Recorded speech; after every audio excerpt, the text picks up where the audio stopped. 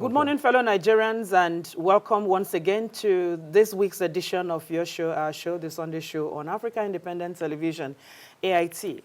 Last week, we took you on a journey around the state of entrepreneurship and nearly all the issues surrounding it within the Nigerian context. And we are glad to inform you that we are appreciative of the massive engagements we received from most of you. On our card today, it is yet another very interesting yet sensitive topic, carefully thought out to once again help us make informed decisions that will better our society. My name is Obi Ajuru. I'm not alone in the studio.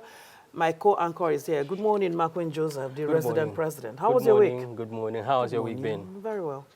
Yes. Good morning. And 10 days of nationwide protests organized to seek better deals with the Nigerian government officially came to an end during the week. Even though the demonstrations took several dimensions at various locations, and in some cases stifled by security agencies, forcing some protesters to give up on the exercise earlier than they planned. At the backdrop of the protests were the expectations of government response, which perhaps is coming in bits. We shall actually continue to follow up on the development and furnish you with as much information in our disposal.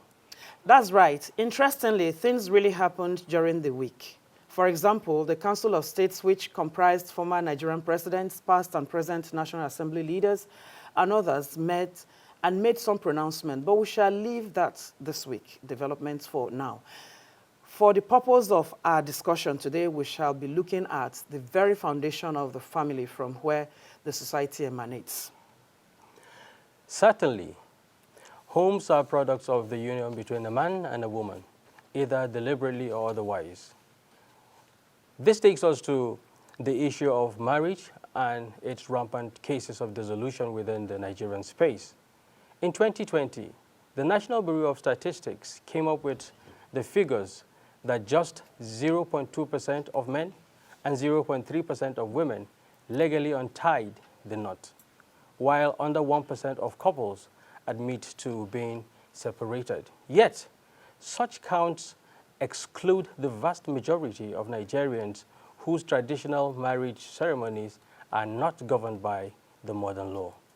Whether we call it divorce, separation, or untying the knot, the list of cases is just on the rise and calls for assessment of some of the factors that have continued to give couples reason to go their separate ways. Regardless of the consequences on today's interactive section, a seasoned teacher, experienced priest, and presenter will help us take a look at the rate of divorce in our society. He is Reverend Father George Ehusani. Meanwhile, let's refresh our minds on some items on the news during the week.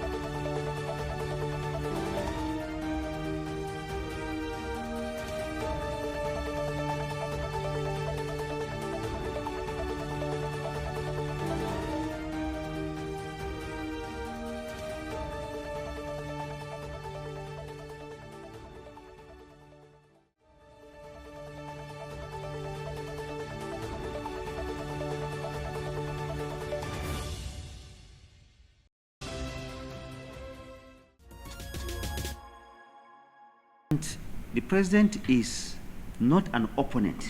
I want that to be noted. He is not an opponent of the right of citizens to protest. He's not an opponent of that.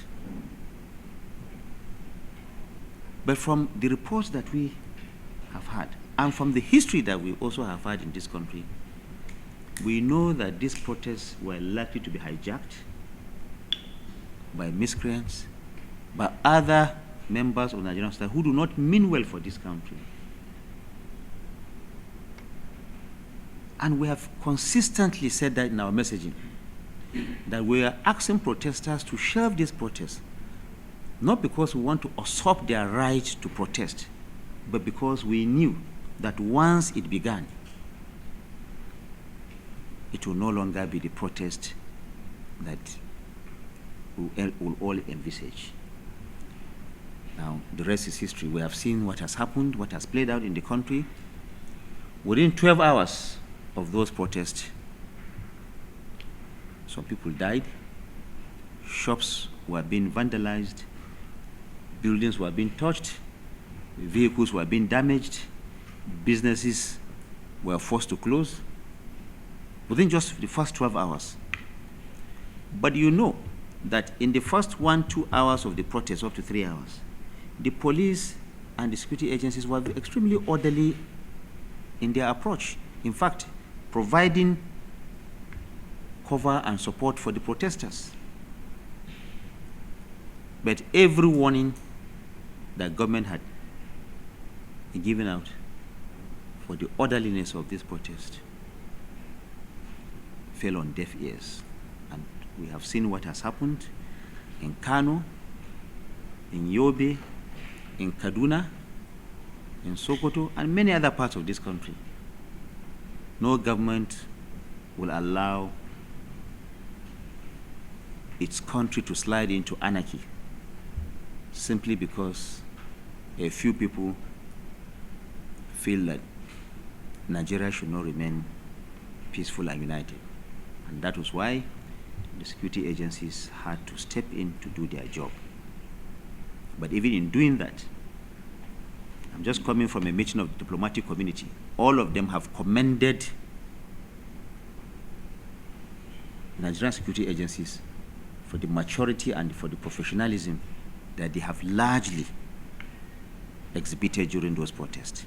Of course, there are unfortunate incidents, and the federal government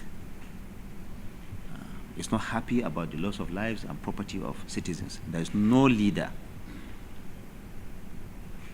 who wants to see his people suffer. Now, what are we trying to say? Is that now coming to the media, much as it is within the right of the media organizations to report activities and programs of government, report what is happening around them, care must be taken by media managers not to fall into the trap, the hand of these miscreants. At no time does misinformation, disinformation, and fake news flourish as when there's crisis. Sometimes you see clips, especially on the digital media, being rehashed. Clips of maybe 4 years ago, 5 years ago, even 10 years ago, even clips that happen in other climes being brought back to this country. And then we have also noted with some concern how some media organizations were covering this event as if we are covering World Cup. You hear day 1, day 2, day 3, as if we expect these days of the so-called days of rage, as the protesters have put it, to continue. I think from the day that the protesters said we're going to have 10 days of rage, it was enough signal, even to the media itself, to know that there is something that they need to see beyond this. So while we support you to do your job, while it is within your democratic right to cover events as they happen anywhere in this part of this country, we want to urge you and to employ you Welcome back, and it's still your show, our show, The Sunday Show on African Independent Television. Up next is this session with our guest. Grab your seats and join us on the most fascinating 60-minute infotainment journey, showing on your favorite TV channel, Africa Independent Television, AIT. Analysis on topical national issues, news, sports, and entertainment are on the menu. It's a show you do not want to miss. It is The Sunday Show.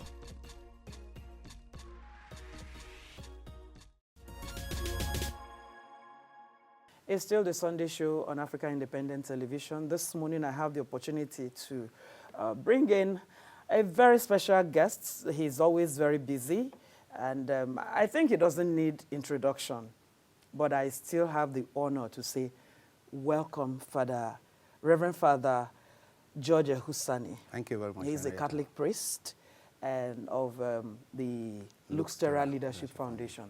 It is a huge opportunity to pull you out here this morning. Thank you. Thank Glad you to so be much, here. Father. I'm glad to join Yes, thank you. Our topic this morning is very, very alarming. And the topic is the rate of divorce in the society, the role of the church. Somebody out there will want to ask, why are you asking Father Ehusani? Is he a married man? No. But you are those who join these people together. Every other Sunday there is wedding in the church. Every other week there is wedding, and you face counseling these people every other day. Can you please tell Nigerians what the role of the church is? First of all, why the rate of divorce? Are we marrying for physical things, material things?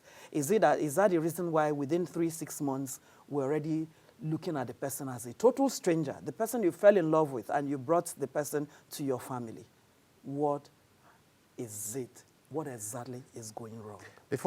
Thank you very much, and thank you for taking this topic for discussion. And I think we need to discuss it from a wider perspective than just the role of the church. Okay. We need to to survey the background to the phenomenon of dysfunctional family life. Our society is dysfunctional on so many levels and in so many respects. And perhaps there is nowhere that the dysfunction in society is illustrated as much as in the family. The family is a major victim of a society that is collapsing, a civilization that is decaying. In fact, when a civilization, we have had several civilizations in recorded human history. But when civilization is collapsing, where you really notice the decay is family life. And today, the family life across the world, and unfortunately in our society, is coming into our society, is that stable husband, wife, children relationship is going away. We now have the phenomenon of single parents. Very rampant. And it is very rampant. When you see how young people are raised, then I am a student of psychology, and also I teach trauma resilience, trauma healing. And I know that the majority of young people growing up in our society are traumatized, whether they know it or not. Actually, most of the people in our society today are traumatized. And you really need to expatiate on that. And we have a motto in our trauma healing trainings that healed people heal people. Conversely, wounded people wound people. Wow. So, that is very serious. If the overwhelming majority of people in society are traumatized, meaning they are wounded, emotionally wounded, psychologically wounded, then the tendency is that they will visit their wounds on others. And those who suffer the consequence of their wounds most are the closest relations, the people who are closest to them, the wife, first of all, the husband. and then, of course, the children. The children. And many people who are going into marriage are wounded. Therefore, their children would be, unless by the special grace of God, would be wounded. Because a child should not grow up in the hands of a wounded mother, in the hands of a wounded father. Because it's going to transfer the same aggression. A wounded nanny. A lot of the children that are brought to the cities to be nannies for middle-class women and so on, they are wounded in the villages where they are coming from, or the madams they had before you took them up. So we have multiplicity of factors that wound people in our society. This is even before the acute poverty and destitution that have come today. Just the kind of life we have been living. And talking about wounds, if you want me to illustrate it just a little more, many Nigerians remember, adult Nigerians remember the tragic event of October 7, 1967 in Asaba, right? The genocide that happened in Asaba, October 7, 1967. There is no adult who is in their 60s or 70s in Asaba today. They were the ones who survived the genocide. I don't think that they were ever taken through psychological, emotional treatment, counseling. They were never. They went ahead and married and gave birth to children. What is likely to happen is that the wounds, the psychological wounds, are visited or not. Whether those who perpetrated it, the soldiers that perpetrated it, the massacre, or those who witnessed it. Those who are dead are actually the safest. But those who witnessed the atrocities that took place are not well. Now, Father, we all dress up every other day we go to church. How come the messages we hear from people like you not healing us?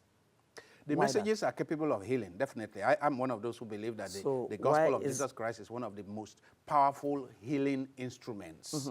However, when people go to church, many churches today in our society, actually the people who are ministering are themselves wounded. Yeah, they are themselves wounded. And when you listen, I mean, I watch TV and I hear what people who go to many churches come and say that what people want to hear on the superficial level is prosperity, deliverance. You buy a brand new car tomorrow. So on and so forth. Those are the attractive messages to people. Leaving layers and layers of their lives untouched. You see, the part that I believe Jesus wants to transform is the whole person. Jesus wants to transform the whole person. And actually, the cause of your poverty is often the sinfulness in the society, and Jesus wants to take away the sin. But people are often not, they are not prepared for that inner, in-depth exposure to the Lord Jesus to heal. They run from one prayer house to the other in order to make their millions, in order to get husband, in order to get whatever. They want it microwaved, so barbecued. So if people truly submitted themselves to the healing power of Jesus, surrendered wholeheartedly, they can be healed, especially if the ministers also have some little psychological awareness, emotional awareness. You see, there are many sincere spiritual people, but very little exposure of the whole person, that we are spiritual, we are psychological, we are emotional. So a number of my colleagues, pastors and priests, are trying their best, but many are handicapped because they don't have the tools, the psychotherapeutic tools, to combine with the power of the gospel to bring healing to people. Yes, maybe they also try to work with what the people want to hear. That is on the other extreme. On the other extreme, if you go preaching the gospel and it is what the people want to hear, you only touch the surface level of people. That is the problem. And of course, you will get a lot of crowd, but the people remain with their wounds. That's the point. They remain with their wounds.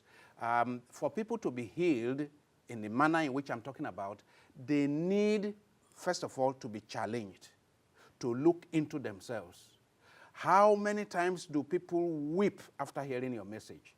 because it touched them. Not just applaud the pastor. Yes. I mean, when a pastor finishes preaching and people are clapping, often it doesn't go anywhere. They have not been touched. When they are touched, rather than clapping, they will do either what they did to Jesus, pick their stones to stone the pastor, or weep.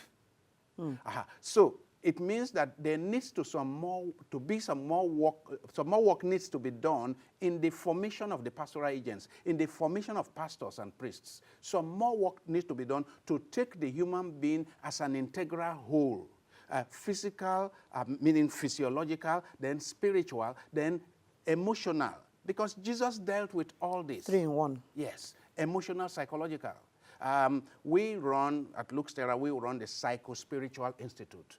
And what the Psycho-Spiritual Institute has set out to do is to train people, professionals, doctors,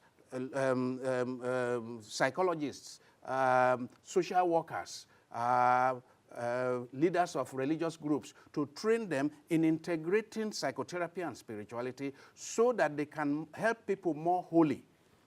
Whether they are people who come to you as a psychologist, clients that come to you as a psychologist, or a medical doctor, somebody that comes to you with non-communicable diseases like diabetes, like hypertension, and so on and so forth. There may be emotional factors that are the cause of this. Of their new development. If you take only the medical approach, you are not getting to the root of the problem. Same as I said, that if the priest or the pastor just takes the spiritual approach and has no exposure to psychotherapeutic tools to know that this person may have issues on the psychological and emotional level, then you are dealing with an iceberg. You know, an iceberg is 10% of it is over the water, but 90% below. Is below. So that is part of the reason why people can go to church for 20, 30, 40 years and they are not transformed. Yes, because when you see some behaviors from Christian faith, you begin to wonder what exactly is going on. And this person sleeps in the church and like forever. I'm one of those who believe that the gospel of Christ is the most potent force for individual and social transformation. So there should be no room for somebody going to church, hearing the gospel, celebrating, and 10 years, 20 years, there's no transformation in his or her life. It means that we need to think of another method. Because, you see, they say the one who does the same thing, Einstein said it, the one who does the same thing in the same way and expects a different result, it must be sick. It's a madman. Yes. But if you have been taking the same approach to preaching and your worship, and for 10 years, 20 years, your people are not transformed, then you, the pastor, you, the preacher, may need to go for a refresher course. I am a Catholic, Father. Yes. And every other Sunday, we see couples come to church wearing same kind of clothes. And at home, they are just co-tenants. These are workers in the church. It is everywhere. Where do we go from here with all of this? We need... You come, you pretend that everything is okay, and the church will not even be able to see that there is a lot underlining their challenges at home. Actually, many leaders of churches do know that there are underlying challenges because, you see, the church happens to be the first port of call when there is tension. Okay. The average priest receives, maybe today, receives 2-3 reports of marital issues every day.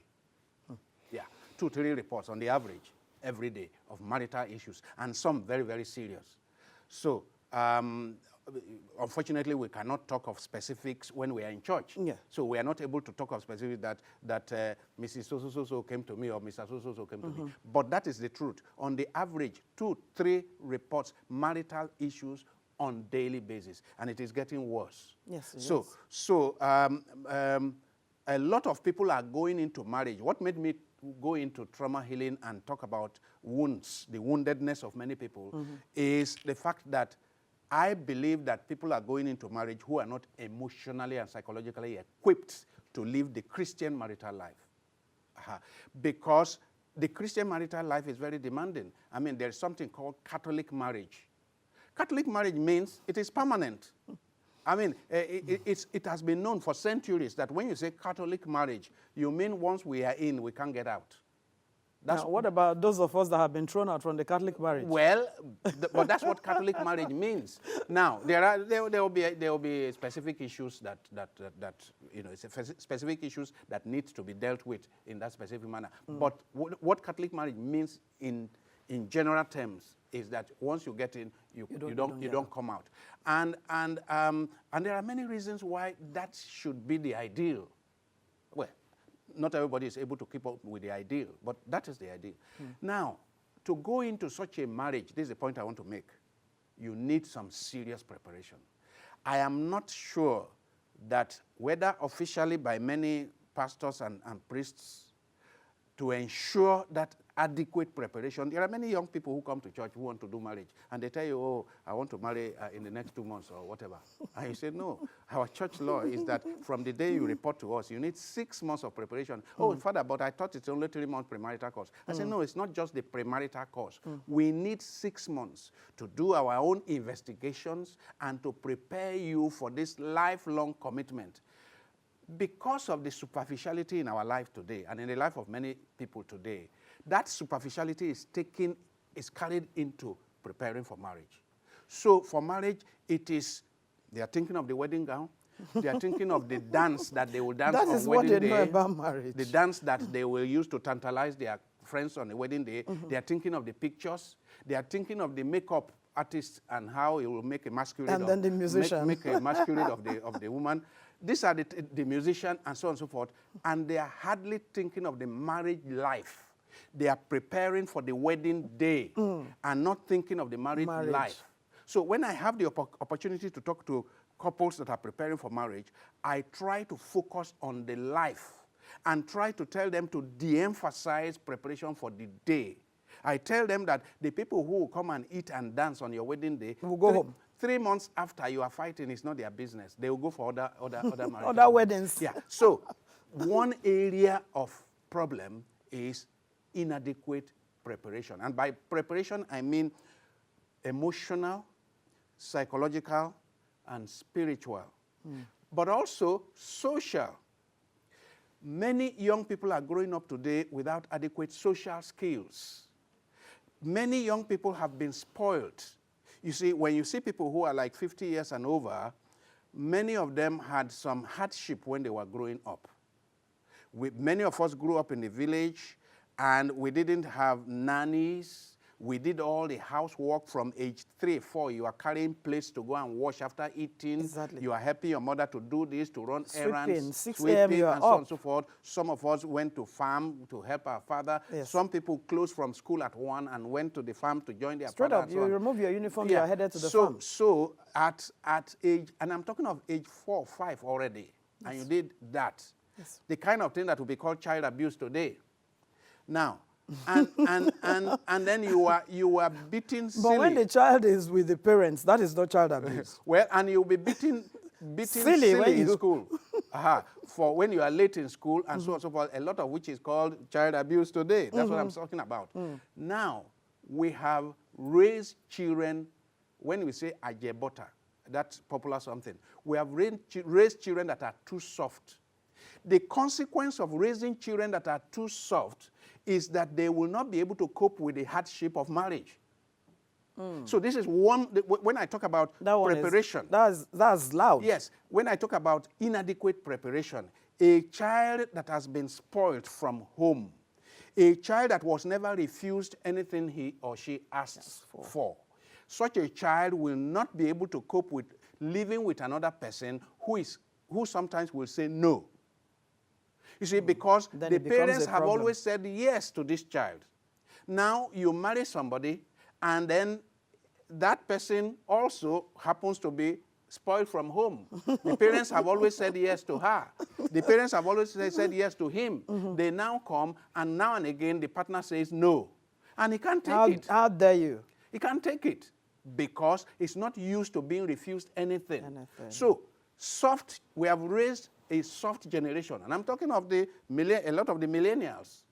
We have raised a lot of people who are too soft to go into marriage because marriage is a life of sacrifice. A lot of young people that I know have no idea of what sacrifice is all about. And if they have no idea what sacrifice is all about, marriage is a highly desirable thing. But when I see the level of social, lack of social preparation, emotional preparation, spiritual preparation in young people, I have said many times in my church that I think 50% of people coming up for marriage they are not equipped for marriage. And people say, how can you say this? I say, because of the consequence. 2-3 years down the road, you can see the institution of marriage collapsing. So why are we pushing people into marriage without adequate preparation? And that preparation should start from the day the child is born.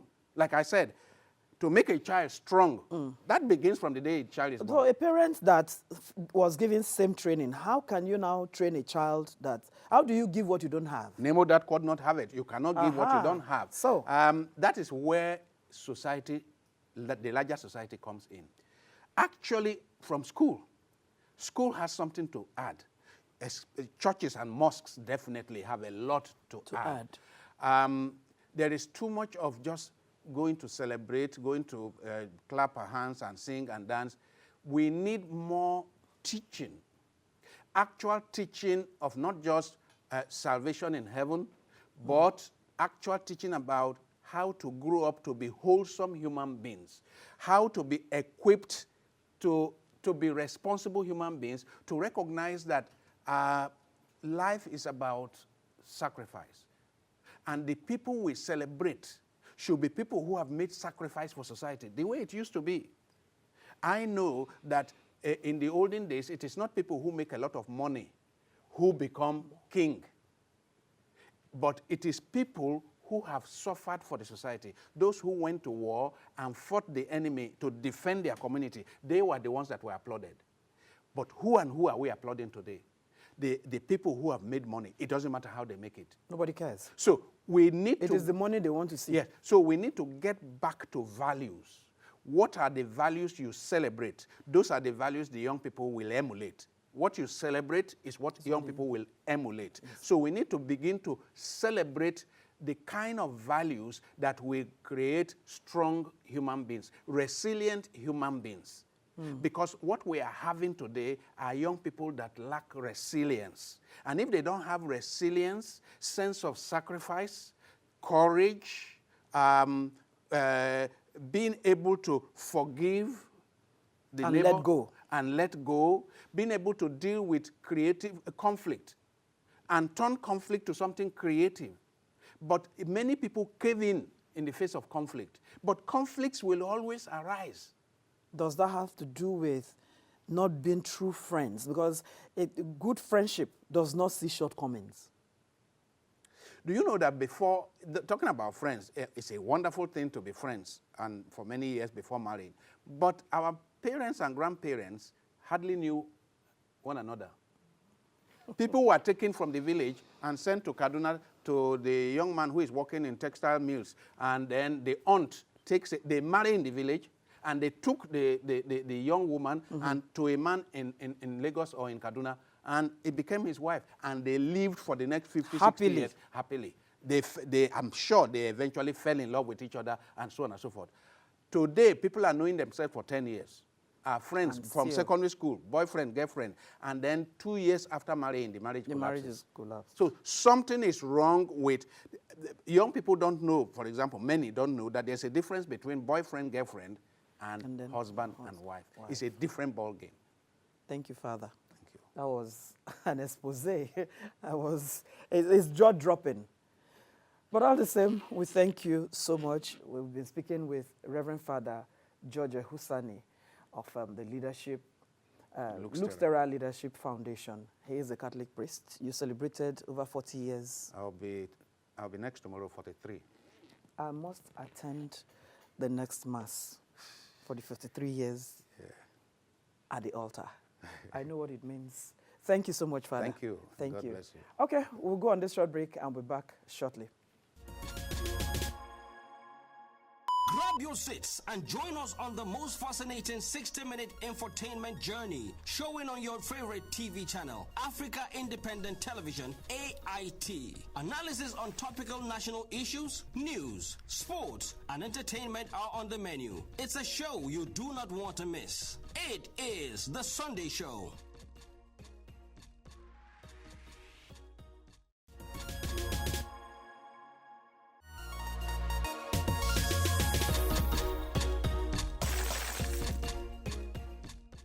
in every country, elections are one of strategy. So in the US today, you see policy people, strategists thinking around messaging, thinking around mapping constituencies. In Nigeria as well, election is one of strategy. And the strategy of election in Nigeria is very simple. Bribe INEC, bribe judiciary, commandeer the security, and they are done. The people that destroyed 23 election is INEC and judiciary. The rules were clear. The Electoral Act is not perfect, but it was very clear. I'm surprised that any judge who understands administrative law, which I have taught in the university for years, which I studied under the best in the world, would argue that an entire regulation built on a law, an act, a regulation, directing that you will do X, you can choose to do Y, when there is legitimate expectation and detrimental reliance. INEC was totally wrong, and the courts, Supreme Court downwards, got it wrong. When an agency created under the law with an enabling act and the constitution that says you can make rules, makes rules, those rules are law. They can unmake it through rule-making process. If they don't, they are bound to obey it. Results should have been transmitted electronically. I'm ashamed. I have a PhD in law and I can stand anywhere in the world to dispute the best and brightest. I was ashamed that the court affirmed that INEC can just walk away from the law. 5 years I was a regulator of electricity. When we make tariff, it's the same way INEC makes rules. We make those laws, tariffs. They are legal instruments. They are binding in law. I hold INEC responsible and I hold the courts responsible for the failure of the elections. Sir, it's important to clarify who can sue. You raise the point. Electoral jurisprudence, the problem with Nigerian elections is that they don't understand electoral jurisprudence. Electoral jurisprudence is that the court's job is to restore back power to the people voting. Democracy is not, the dispute is not between Mr. Amade and Mr. Okutupupa. No. It's about the people's right to elect their leader.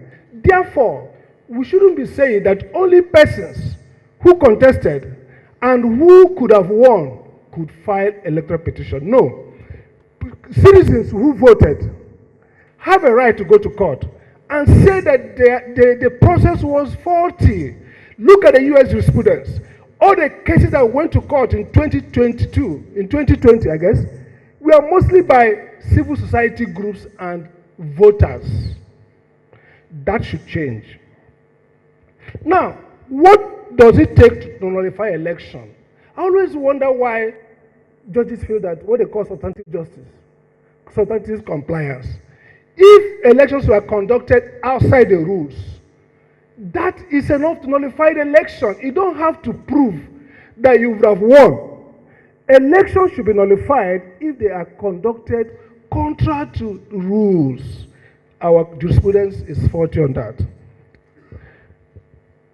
So the question then is, there's a key point somebody mentioned about too much burden on the judges. It is caused by INEC, and I make this clear. The new Electoral Act provides two safeties that we destroyed. First, internal democracy. It says that all candidates must be either elected directly or indirectly. If you choose indirect, then it laid out democratically elected. Let me say it clear. The court has a right and a duty to overrule parties if they present candidates that did not go through the rules of the constitution and their own internal rules. There's no justice like saying, look, there are 3 people here. Members of the party have a right to due process. That's what the Act provides for it. And that's what the Constitution provides for it. So if you do not second-guess politicians, then it's not that you're imposing the candidate, you are requiring them to follow the rules. And that's what the Supreme Court has been saying before. And the final point I want to make is very clear on this. INEC needs to start doing administrative adjudication. Now let's be very clear. Every process in an election including rulemaking, including declaring results, are administrative procedures that require due process. Meaning that INEC should be sitting and making rulings on objections during collection of elections. I watch the drama where INEC says, call result, you call result, after go to court. No, that's not the way. There is an intermediate procedure before adjudication in court. That is administrative hearing. You must establish the validity of those results through a process that INEC can now make rules, which the court will now review through judicial review. So the critical point is here, and I want to end on this note. The Amechi case you mentioned, sir, interesting case. The court did something that was nice, but look at the failure. The issue is, it's not for the court to impose candidates. Courts can verify results and ask people to elect, to go back. So we have to redraft timelines to allow for repeat elections, not imposition. And the key point here then is that this is not a matter of nicety. I like the point you made. Politicians are mad dogs. You need to police them. But when the policer of mad dog is himself mad, then that's confusion. The judiciary should no longer be thinking of politicians as people who want to do public good. The public interest is to impose order and regularity in politics, not to allow politicians to self-regulate. That is a lesson of history. I don't blame politicians, I blame judiciary, I blame INEC, because they abandon their work, and politicians are the ones who can never see power and leave power. You have to treat them as persons who have adverse interest to public interest and force through regulation the convergence of private and public interest.